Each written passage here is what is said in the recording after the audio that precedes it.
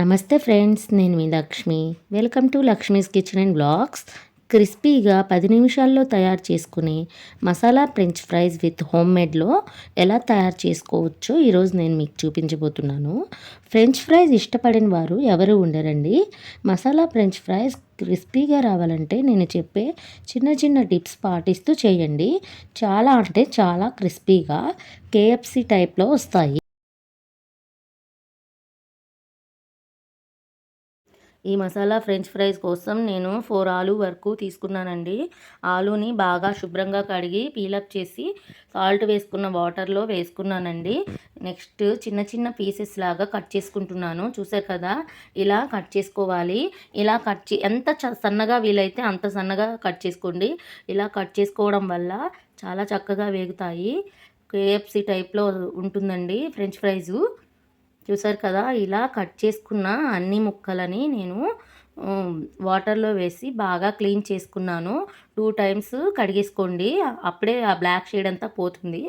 ఇలా కడిగేసుకున్న French fries ముక్కల్ని ఒక ప్లేట్లో వేసి పెట్టేసుకున్నాను. నెక్స్ట్ స్టవ్ వెలిగించి బాండీ పెట్టి బాండీలో 1/2 టేబుల్ స్పూను ఉప్పు వేసుకోండి. ఉప్పు వేసుకొని ఫ్రెంచ్ ఫ్రైస్ ముక్కలన్నింటినీ ఆ వాటర్లో వేసి ఒక 50% కుక్ అయ్యేంత వరకు ఉంచండి, సరిపోతుంది. ఇలా ఉంచడం వల్ల ఫ్రెంచ్ ఫ్రైస్ క్రిస్పీగా వేగుతాయి. ఆయిల్లో త్వరగా అయిపోతుంది. ఆయిల్ అస్సలు పీల్చదండి. ఈ సింపుల్ టిప్ని పాటించండి. నెక్స్ట్ ఇలా ఫ్రెంచ్ ఫ్రైస్ కుక్ అయ్యాక దీనిని బాగా చల్లారనివ్వాలి. పూర్తిగా చల్లారాక దీంట్లో 2 టేబుల్ స్పూన్స్ కార్న్ పౌడర్ అండి, అదే మొక్కజొన్న పిండినండి,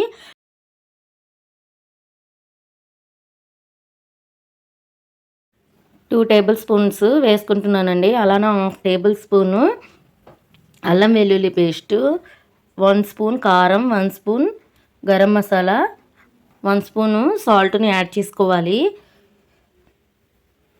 ఇలా అన్నీ వేసుకున్నాక లాస్ట్లో 1 ఎగ్ మాత్రం కొట్టేసుకోవాలండి. ఈ ఎగ్ వేయడం వల్ల ఫ్రెంచ్ ఫ్రైస్ చాలా టేస్టీగా ఉంటుంది.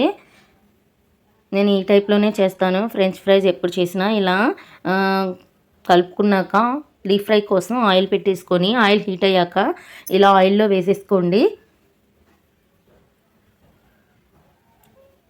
ఇవి కుక్ చేసాం కదండి, త్వరగా వేగుతాయి. అస్సలు టైం పట్టదండి.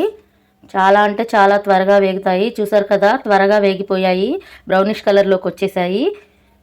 ఇలా రాగానే వెంటనే ఇంకా తీసేసుకోండి, లేకుంటే మాడిపోతాయి.